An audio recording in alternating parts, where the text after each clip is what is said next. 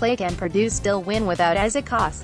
128. With Purdue center Isaac Haas out with an elbow injury, Seth Greenberg and Jay Williams explain what the Boilermakers need to do to win throughout the remainder of the NCAA tournament.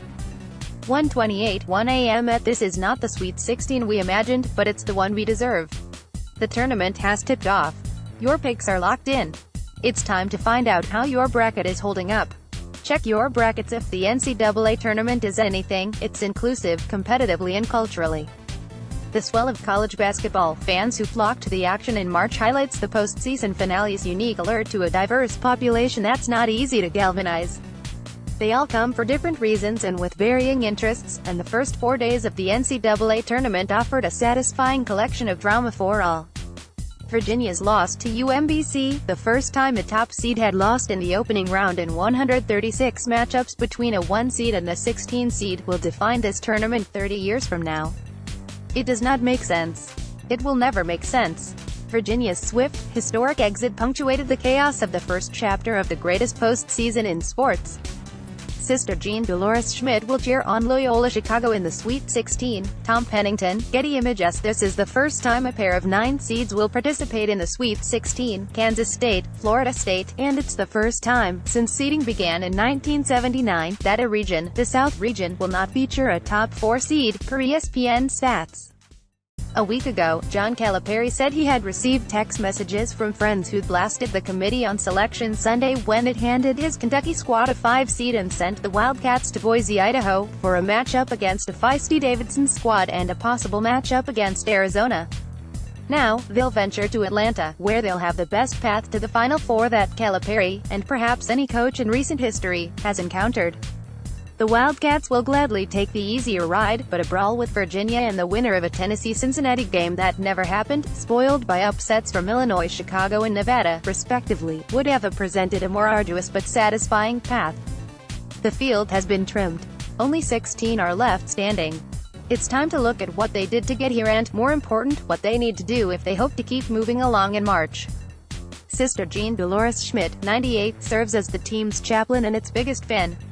She's hoping the Ramblers can extend their tournament stay with another upset Saturday against Tennessee. But what if Loyola Chicago, the 11 seed accompanied by a chaplain named Sister Jean, keeps winning?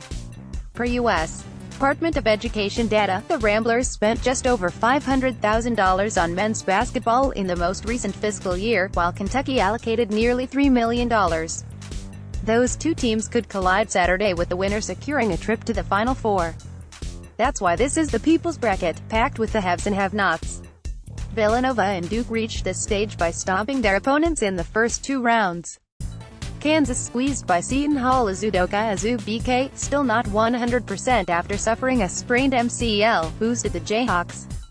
On Sunday, Nevada was down by 22 points with less than 11 minutes to go against a Cincinnati squad that played better defense this season than any not named Virginia.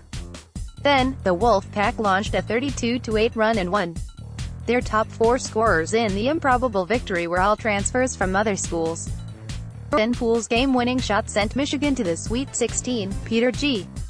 Aiken, USA Today Sports. Brett Brownell started this season on a warm seat. This week, he'll lead his Clemson squad into a Sweet 16 game against Kansas. Chris Beard was a Division II coach 3 years ago. Today, he's the head coach of a Texas Tech team that just reached the Sweet 16. Purdue's Isaac Haas has a fractured elbow, but teammate Matt Harms will attempt to fill in and help his promising squad beat the Red Raiders this week.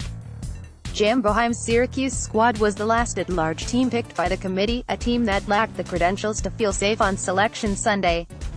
Well, the Orange concluded their 3-game run Sunday with a win over a Michigan State team that many had picked to win the national championship. They'll play ACC foe Duke in perhaps the game of the week in the Sweet 16. Michigan won its second-round game against Houston on a buzzer-beater. They'll meet in the Sweet 16 Tournament Bracket, PDF, Gift Tournament Challenge, Check Brackets Tournament Challenge. Second chance receipt in the Sweet 16.